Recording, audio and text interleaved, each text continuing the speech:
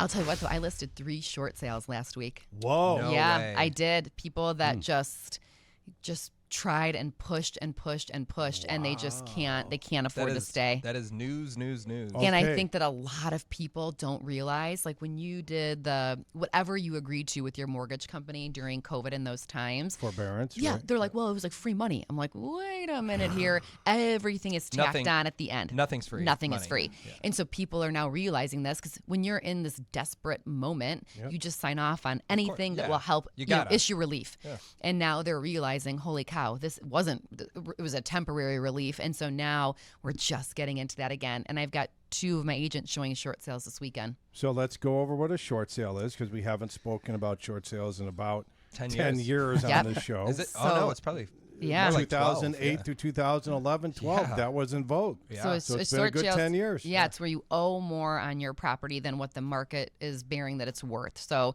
for instance, my agents are showing a house for $400,000. It's the owners owe, I looked, like $515 on the house. Is that because they pulled a second, or so it looks like when they bought, and then they did pull a second. Okay. Yeah. And so now their debt outweighs what the actual value is. So they're going to have to go back to their lender and say, Hardship? I have a hardship. Can you please forgive me for this debt? Yep. And so, you have to obviously have a hardship in order to qualify for the bank to want to work with you you. can't just wake up on a Tuesday and Yeah. be like, I've got $100,000 in the bank, but I don't want to pay it towards the house Yeah. debt, right? Okay. So, we're starting to see that again. I mean, I don't think it's going to I don't think it's going to take over the market, but it's certainly dripping back in. Great question here. Texter would like to know, curious on the short sales, what were the approximate ages of those sellers? Were they younger, medium, middle class age, in their 50s, or were they older, in their above 70 years old? 2 were at the age of retirement, I think, just trying to stay in the house until they could, and it just didn't work out well. They're talking about pulling money out of their 401k, and I'm like, oh my gosh, everyone just stop.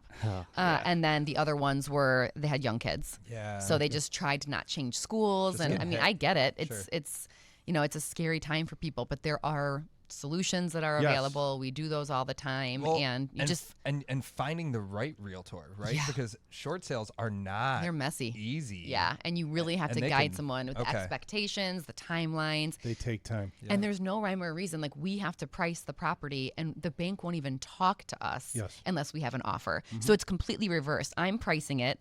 I have to get an offer, and then they won't initiate the short sale conversation until that offer is submitted.